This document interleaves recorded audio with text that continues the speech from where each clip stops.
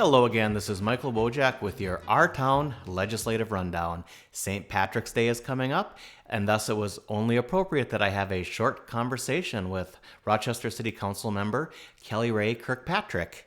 She represents much of downtown Rochester and the southeast, and I asked her, what going on up at the state legislative level do you think is particularly important for the city of Rochester? And she had a couple of good answers for me. First of all, she talked about the importance of renewing the sales tax. And it's not just about the items that the sales tax helps to pay for, but it's the fact that many of those items have to be done.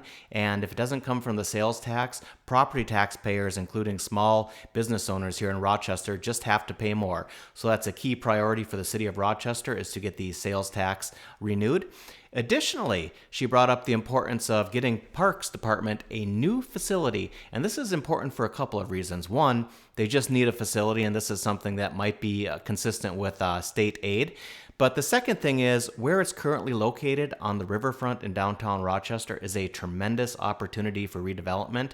It's not a pretty site, it's a beautiful location, and Councilmember Kirkpatrick brought up that the opportunity would present itself to perhaps integrate quite a bit of affordable housing in that important area as well. So I appreciate her giving me the time to answer a few questions. Moving now to this week's action at the state level, the Minnesota Senate approved the Universal Free Lunches for All Minnesota Kids bill. That's going to move its way on to Governor Walz, who has indicated that he will sign it. It passed with surprisingly strong bipartisan support, with nearly 60% of the Senate voted in favor of something that represents new spending, and that does not always happen. It does show a strong level of support. Locally here in Rochester, our Senator Liz Bolden voted in favor. Senator Carla Nelson voted against. Senator Carla Nelson did release an interesting statement on her website explaining the vote, and she brings up some very valid points, including stating definitively that students will lose $460 million in compensatory funding, which is determined by the number of free lunch qualifiers. That's something that I'm looking to learn a little bit more about, but it is potentially a significant downside to this bill.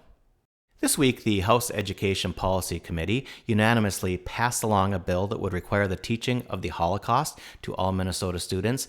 In addition to the Holocaust, it would also focus on other forms of genocide and atrocities that have happened against Native American tribes, even here in the state of Minnesota. Testifying in support of the bill was a 99-year-old Holocaust survivor from Poland.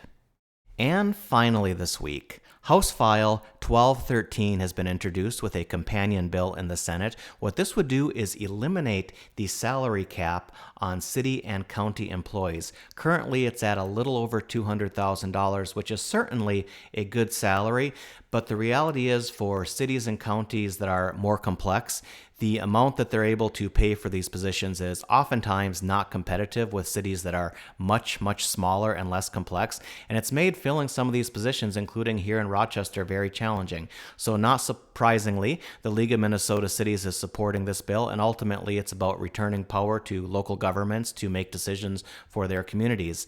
Thank you for watching, and I'll catch you again on our next Legislative Rundown.